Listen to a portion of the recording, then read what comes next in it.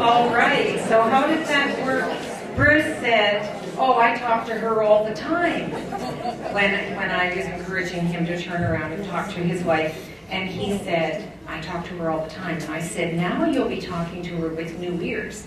And sometimes it's less frustrating when you understand why people say the things that they do.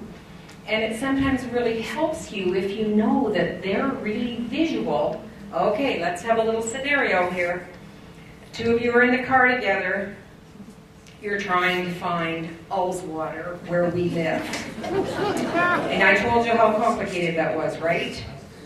So I don't think it's complicated, but of course it sounds pretty complicated. If you live in Ullswater, have an Utterson address and a GPS of Windermere, that gets a little complicated. So, okay, the driver's driving, the passenger is sitting there, and clearly you're lost. Anybody had that little frustration happen to them? So the passenger says, let's stop and ask somebody.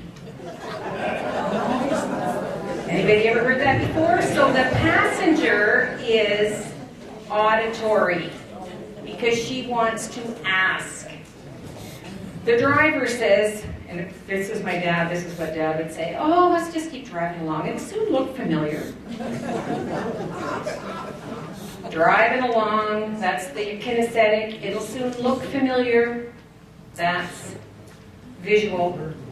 And then we'll have people who will come up to either Gunnar or I after the presentation today and just say to either one of us, look, there's the visual statement, just draw me a map of how to get there. They just want to see it.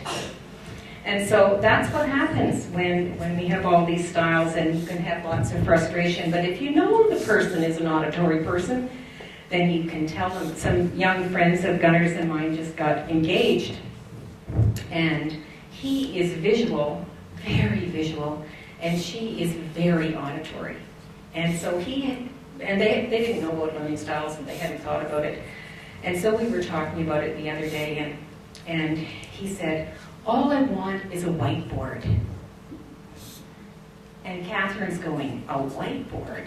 Can we just talk about the wedding? Can we just talk about the plans and make these plans? And Raz is saying, are you kidding? I need a whiteboard. I need to see it written down. And once they understood that they were visual and auditory, Catherine said, great, when we go back, I'll buy you a whiteboard.